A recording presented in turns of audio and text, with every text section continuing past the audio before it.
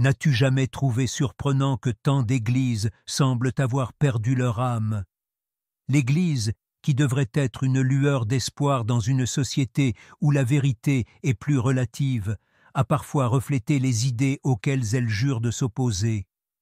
Cela va au-delà de simples erreurs pour inclure une divergence qui a divisé les sociétés et rendu les cœurs perplexes. Au-delà d'une idée théorique, l'apostasie est une terrible réalité qui a miné la foi chrétienne de l'intérieur.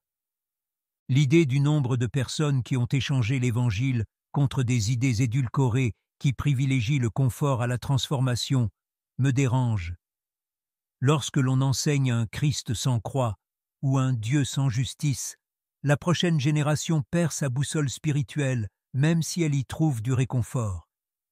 Il s'agit d'une convocation urgente à distinguer et à s'opposer, et pas seulement d'un avertissement. La question cruciale est aussi de savoir comment nous en sommes arrivés là. Beaucoup affirment « c'est inévitable, les temps ont changé ». Bien que les choses changent toujours, la réalité reste la même.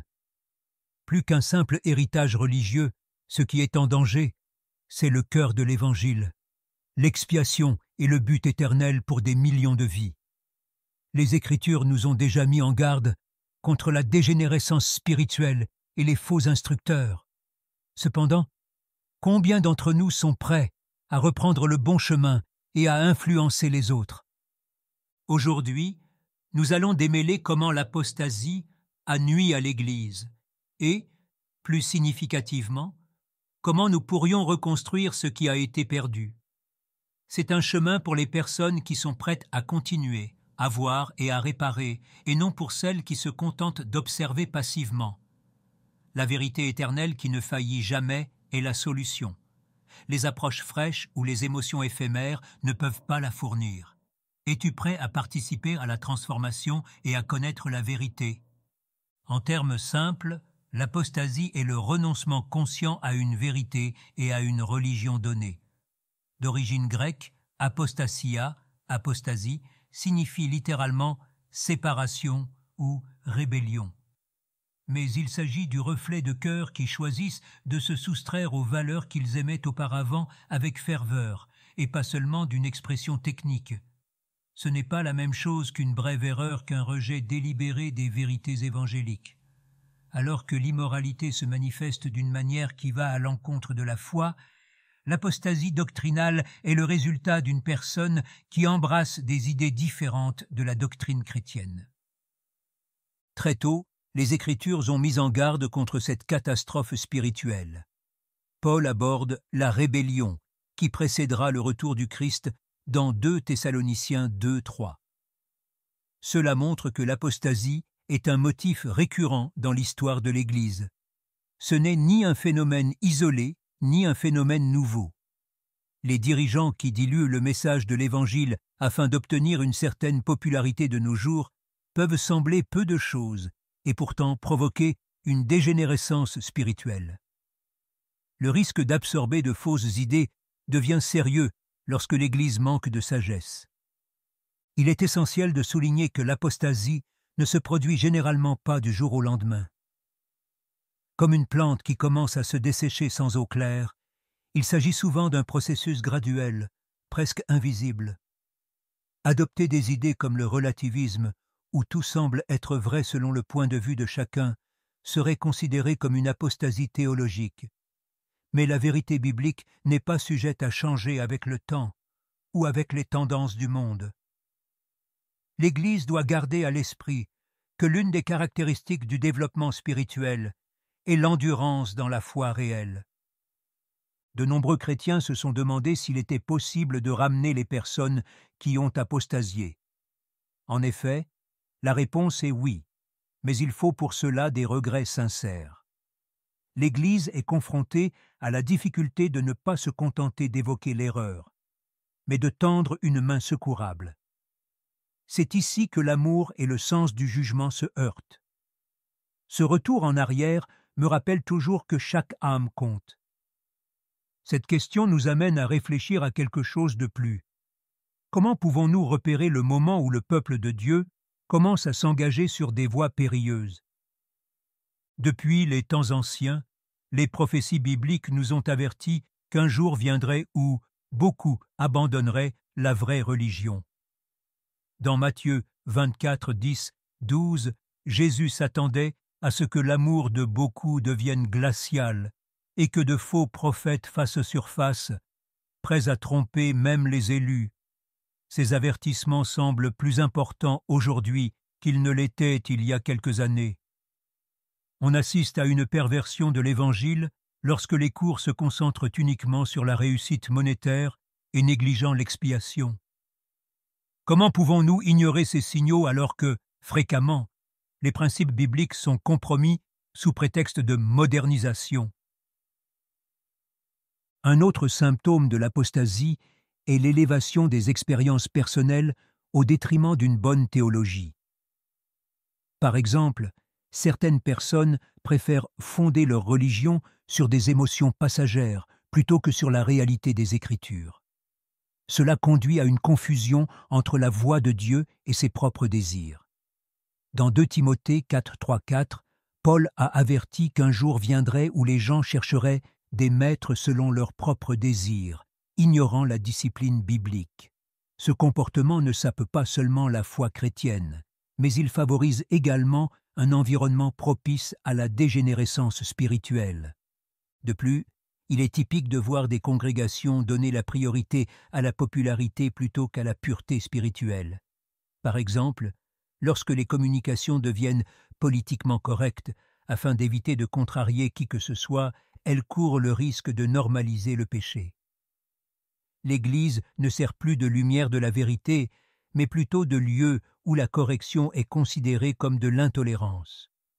Le discernement devient alors une barrière essentielle contre les forces qui mènent à l'apostasie.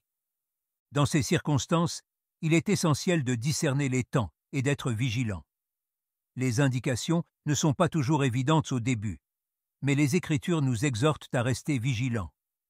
Comment devons-nous réagir lorsque notre propre communauté de foi commence à adopter des points de vue antagonistes à l'Évangile? Cette enquête nous amène à analyser les enseignements actuels de manière critique, en évitant les erreurs qui semblent innocentes, mais qui divergent de la vérité. Avant de commencer, j'aimerais te lancer une invitation importante. Si ces informations t'aident à mieux comprendre ce qui se passe dans l'Église moderne et te poussent à rechercher la vérité avec discernement, je t'invite à donner un « like » à la vidéo. Cela nous permet non seulement d'atteindre plus de personnes, mais cela démontre également ton dévouement à délivrer un message basé sur l'Évangile et la bonne théologie. Si tu ne l'as pas encore fait, pense à t'abonner pour que nous puissions continuer à te proposer des leçons qui renforceront ta foi. Chaque pas compte lorsqu'il s'agit de développement spirituel et d'aide aux autres. Les idéologies erronées sont comme des courants subtils qui, à notre insu, nous éloignent de la vérité. Une illustration frappante de ce phénomène est l'Évangile de la prospérité, qui prétend que la foi promet le succès et l'argent, tout en rejetant l'exhortation de Jésus à l'abnégation et au service désintéressé. Matthieu 16, 24. Ce style d'enseignement déforme l'Évangile en mettant l'accent sur le temporel plutôt que sur l'éternel. Au lieu d'encourager l'endurance, il crée des attentes irréalistes qui, lorsqu'elles ne sont pas satisfaites, conduisent au désespoir et, dans de nombreux cas, à l'apostasie. Un autre risque est l'adoption de croyances humanistes qui sapent l'autorité des Écritures. Certains groupes actuels encouragent chacun à déterminer sa propre vérité, ce qui contredit le cœur de la foi chrétienne. Dans Colossiens 2:8, Paul met en garde contre les personnes qui tentent de séduire par des enseignements vides et trompeurs. Cette forme d'influence favorise une dégénérescence spirituelle progressive, dans laquelle les chrétiens commencent à remettre en question des doctrines fondamentales telles que la divinité du Christ et l'inhérence des Écritures. L'effet des faux enseignements crée un trou qui ne peut être comblé que par la vérité. Par conséquent, il est essentiel de revenir aux racines de la parole de Dieu et d'encourager une étude cohérente et approfondie des Écritures. Comment restaurer la fermeté de la doctrine dans un environnement où le confort semble prendre le pas sur la vérité. Ce dilemme nous incite à considérer les implications de ces enseignements dans la vie quotidienne des chrétiens ainsi que dans le témoignage de l'Église. L'apostasie laisse des traces durables dans la vie des chrétiens. Lorsqu'une personne abandonne la vérité biblique, sa foi s'estompe et un vide spirituel apparaît. Selon Proverbe 14:12, « Il y a un chemin qui paraît droit à un homme, mais sa fin est le chemin de la mort. » Cette séparation provoque non seulement l'incertitude, mais aussi le désespoir. Sans racine permanente, le croyant est vulnérable aux questions et aux fausses promesses, qui perpétuent un cycle d'instabilité et d'anxiété. Au niveau communautaire, l'apostasie sape la cohésion de l'Église. Les congrégations qui étaient autrefois des phares de la foi sont devenues des échos du désarroi théologique. En raison d'un manque de discernement, des doctrines qui représentent mal le caractère authentique de l'Évangile peuvent s'y glisser. Cela a un impact non seulement sur la vie spirituelle des membres, mais aussi sur l'effet de l'Église sur la société. Une Église divisée perd sa capacité à déclarer les vérités de l'Évangile et à défendre la foi chrétienne avec force et conviction. Les ramifications ne s'arrêtent pas là. Le témoignage des chrétiens est mis en péril. Lorsque le public voit une Église qui succombe aux tendances et aux fausses croyances, il y a des critiques et un large rejet des valeurs chrétiennes. Par exemple, les incidents impliquant de faux instructeurs provoquent le désenchantement des personnes en quête d'orientation et de solutions. La corruption spirituelle ne porte pas seulement atteinte à la confiance, mais elle cause aussi des blessures aux individus qui sont désillusionnés et finissent par abandonner la religion. Cependant, il y a encore de l'espoir pour ceux qui voient leur erreur et se résolvent à revenir sur le bon chemin. Les Écritures déclarent clairement que Dieu est patient et miséricordieux, ne voulant pas que quelqu'un périsse, mais que tous arrivent à la repentance. 2 Pierre 3:9. Cela souligne l'importance de la conscience spirituelle et de l'endurance dans la vérité. Quelles actions l'Église doit-elle entreprendre pour prévenir ces déviations et réparer les blessures laissées par l'apostasie? La réponse se trouve dans l'appel à la fidélité et à la réparation. La persévérance dans la foi est un appel permanent à résister, même face aux défis et aux déviations. Dans Luc 21:36, Jésus exhorte ses disciples à veiller et prier toujours, soulignant l'importance de la vigilance pour éviter la tromperie. Tenir bon dans un monde plein de bruit et de croyances ambiguës exige du jugement. L'Église doit être comme une sentinelle, avertissant du danger et défendant le véritable enseignement, empêchant la communauté de dériver vers la dégradation spirituelle. Une stratégie pratique pour cultiver ce discernement consiste à étudier les Écritures de manière ciblée. Écouter des sermons ou lire des versets isolés ne suffit pas. Il faut se plonger dans la parole de façon régulière et systématique. Des groupes d'études bibliques bien structurés, par exemple, peuvent aider les gens à saisir la vérité et à s'y engager. Lorsque la religion chrétienne est mise en pratique, elle se renforce et l'apprentissage en commun est un instrument efficace contre les doctrines erronées présentées par les faux instructeurs.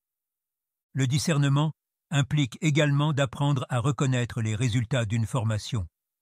Dans Matthieu 7:16, Jésus déclare « Vous les reconnaîtrez à leurs fruits ». Si un message encourage la cupidité, l'égoïsme ou la peur plutôt que la croissance spirituelle, c'est un signal d'alarme.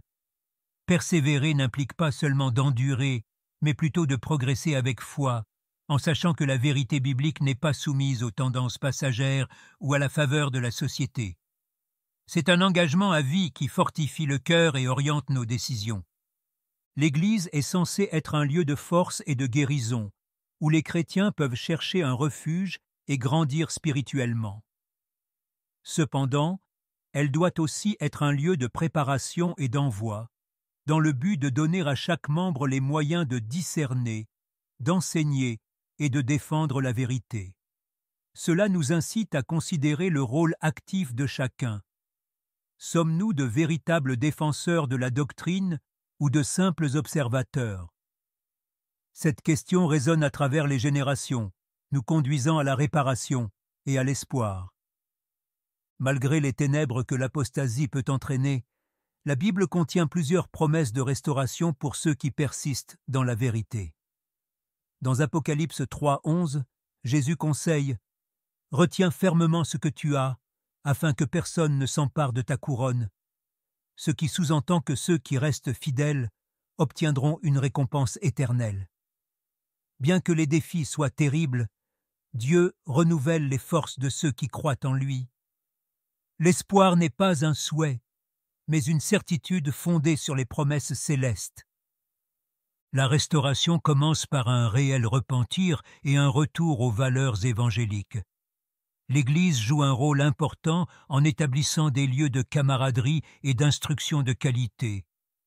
Une communauté centrée sur le Christ peut encourager les croyants qui luttent pour rester inébranlables. L'organisation de groupes de prière, d'études bibliques et d'activités de formation de disciples est essentielle pour renforcer la foi et nous rappeler que nous ne sommes pas seuls dans le combat spirituel. L'unité en Christ n'est pas l'uniformité, mais plutôt un engagement commun envers la vérité. Dans Jean 17:21, Jésus prie pour que ses disciples soient un, tout comme lui et le Père. Cette unité authentique est un témoignage fort dans un monde fracturé et en constante évolution. Lorsque l'Église vit en accord avec un enseignement solide, le message de l'Évangile est communiqué de façon claire et puissante.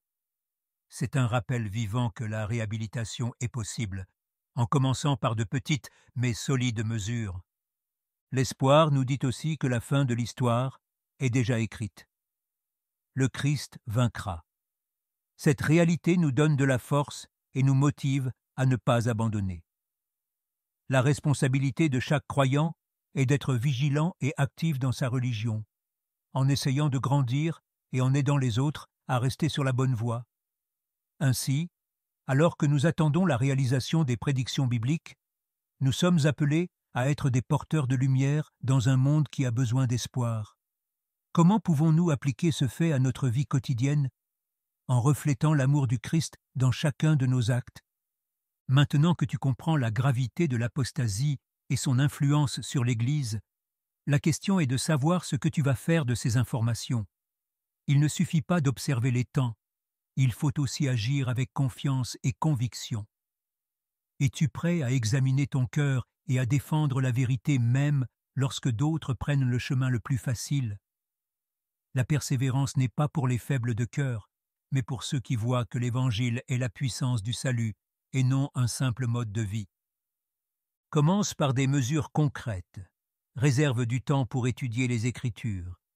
Rejoins des groupes où la vérité est vécue et enseignée, et acquiert le discernement nécessaire pour reconnaître la fausse théologie. Réfléchis au temps que tu as vraiment consacré à la connaissance de la parole. Ai-je été un gardien de la religion ou un simple spectateur? Rappelle-toi que les petites décisions quotidiennes construisent un témoignage fort et cohérent. De plus, souviens-toi que chaque acte de foi a le potentiel d'inspirer les autres. En choisissant de vivre selon l'Évangile, tu peux être l'étincelle qui éclaire les personnes confuses ou perdues. Ne néglige pas la façon dont ta vie affecte les gens autour de toi. Selon l'histoire de l'Église, les grands réveils ont commencé par des individus ordinaires qui ont décidé de rester fidèles au Christ. Alors, aujourd'hui, je te conseille, ne reste pas sur la touche. Participez activement à cet effort de restauration. Si ces informations t'ont interpellé et t'ont été bénéfiques, abonne-toi à la chaîne et active les alertes pour que nous puissions continuer à plonger plus profondément dans la vérité ensemble. Partagez cette parole avec d'autres, car la foi devient plus forte lorsque la vérité se répand. Ensemble, nous pouvons produire une génération qui défendra l'Évangile et persévérera jusqu'à la fin.